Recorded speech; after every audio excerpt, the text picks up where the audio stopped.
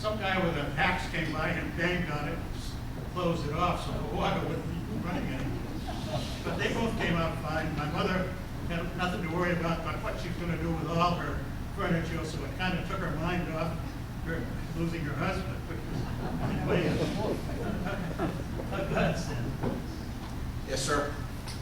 Just to add to what Frank said, I wasn't in the tornado, but after the tornado, I was graduated from high school, got a job working in construction, and basically we worked that whole summer just repairing damaged houses. We didn't rebuild any from the ground up, but these were houses that were damaged. And we had a large Victorian house in Rutland, the center of Rutland, and that house had been rotated on its foundation about a foot rotated, but the house was still square and sound. The entire second floor was gone.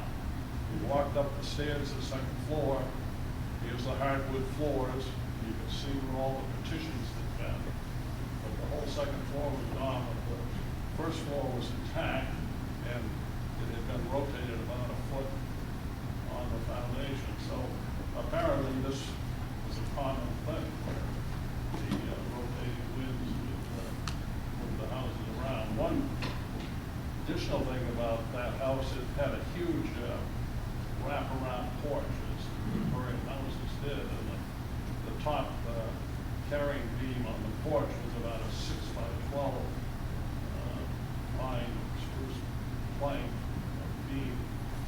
And the boss went looking for it because this was a pretty expensive piece of timber. It was about 20 feet long, and he found it about a quarter of a mile away in the woods. The reason I remember this is being the junior guy, we got some other flunkies, and we had to wrestle that thing out of the woods and over and so forth to get it back up there. But the damage was just unbelievable. And my father actually worked at Norton Company. He was foreman of the carpenter and masonry department. And I remember getting a call at home telling him to get back into work, and we didn't see him for days because there was so much damage that he was just working 24 hours a day. I think it was probably about 5 days before he got back home again. But just indescribable for any of you who saw the aftermath of that.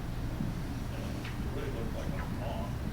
I'm sure it has a lot of engineers here scratching their heads to see what these cyclonic winds do to structures. A couple more and then we'll break. Yes, sir. I live in Rutland, and I did then, and I worked for the variable combing.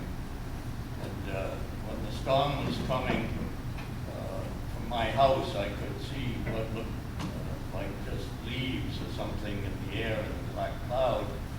I had an errand to do, and I thought, well, I've got to put my chainsaw in the trunk in case there's a limb across the road or something. So I drove into the center of town and saw what had actually happened. And so I thought, well, maybe I could help with my chainsaw. And I didn't have much of any gas. I went to the gas station and I get some gas. And he says, well, I think I got a hand crank here somewhere, and maybe I can pump some gas up by converting to the hand crank because there's no electricity. And so he did, and he filled up my gas can, and I ended up working for a week with the town DPW because they didn't even have a chainsaw. One of the trees that sticks in my mind was about, at least 3 feet in diameter, an oak tree, and it had been twisted and broken, and well, it had a stump maybe eye level high, but it had just twisted around until it broke off that tree. Then think of all the people that you helped because something told you at that very moment to throw the chainsaw in the car. And think of all the people you lessened their misery because of that. Bless you. Anybody else? There's one more thing. Yes, sir. The fellow that died in Rutland was a school principal. His name was Don Marsh, and his wife was injured, and their baby was pushed out of mother's hand and ended up skewered on a limb of an apple tree. But she lived, and they cut off the limb, took her to the Veterans Hospital, limb and person, and they were able to safely remove the limb, and she's still alive. Others were injured, one family and friends.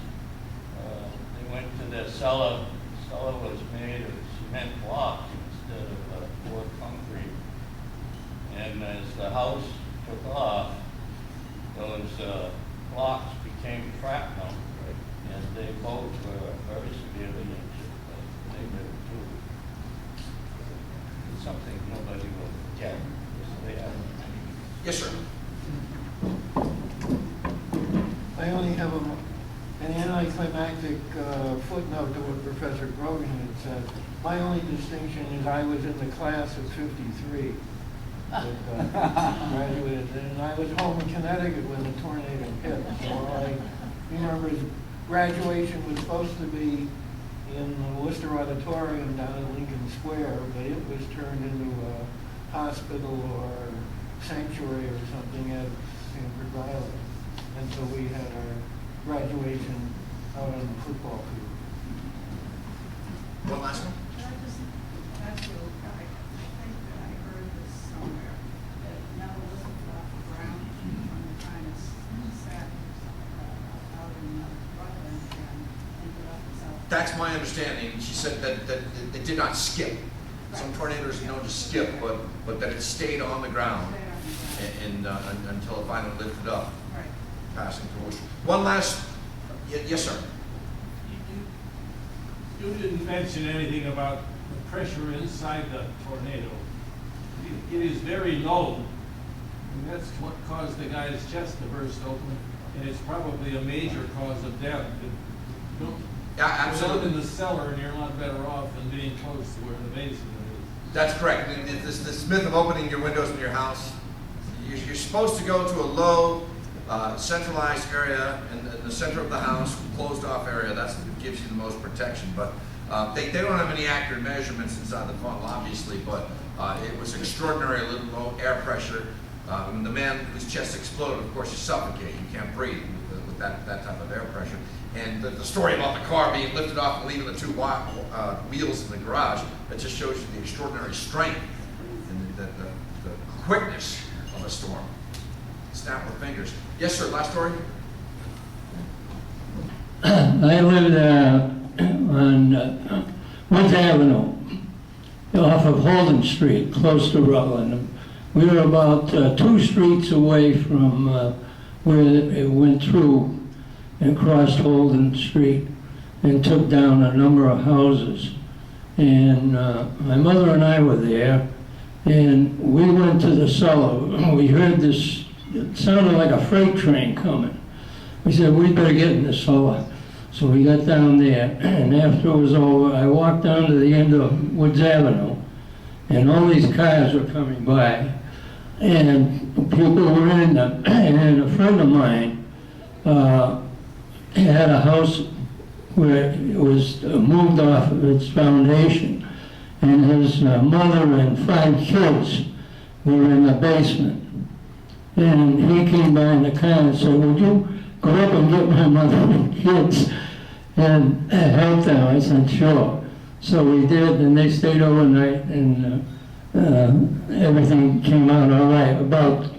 The little thing about it was that about 2 years later, I was painting the side of my house, and I was up high on the 2nd floor, and all of a sudden I came across this fork was stuck right in the house, and I figured that must have been from the tornado. Well, thank you very, very much. It's been a pleasure speaking to you today. Thank you.